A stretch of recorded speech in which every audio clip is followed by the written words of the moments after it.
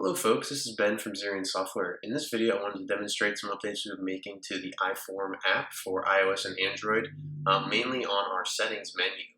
So we've been working really hard to standardize our settings menu. You see when I tap this, the hamburger menu on the top left there, it actually slides out. So a couple things I want to note. First and foremost, we've moved it, the settings icon was over here, we moved it to the left on both iOS and Android. At the top of the screen here, you're going to see your logged in user's username here, as well as the date of your last sync. So you can see how up to date you are with syncing down form or record assignment changes. And then you're going to see we have 6 or 7 different options here on the left-hand side. So the first is our account option. So let's hop into that. Inside the account option, this is a new section we added in the app. But you're going to see a section on user details, so things such as your username, your first and last name, your email address, and then a couple of details about the account. So again, this is just view only here, but we feel this will help folks to identify details about their account for support purposes and just general knowledge purposes. We have a settings section here. This replaced the the large settings section we had. Previously, it's going to have a lot of the settings you've been used to seeing here: sync on start, auto sync, delete on upload, validate form structures.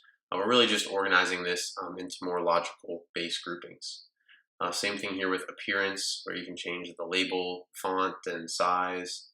And then down here we have an advanced section for folks that may want to tune more details here, such as specific element settings, where you specify what size you want to be able to capture your images, save, copy an album, use different maps, map-based maps there. And then we have API sync settings. I'm not going to go too much into that, but this is for if you want to sync using our API versus our traditional method of sync, and our sync threshold down here. Again, these are under advanced as they are a bit more involved. So that's our settings section. And then we have a new section here for support and troubleshooting. So inside of here on the iForm app, you're going to see an option to leave feedback. You can simply send some feedback to the to our team, and we'll be able to respond to you there. Just make sure to put in an email address. We have links here to our help center and to our community.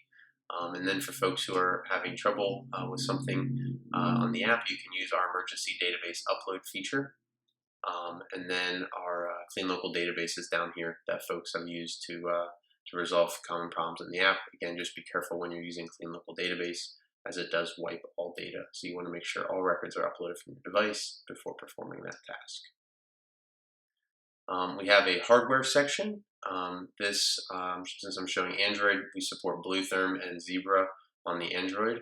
Bluetherm for taking temperatures and Zebra for doing custom printouts.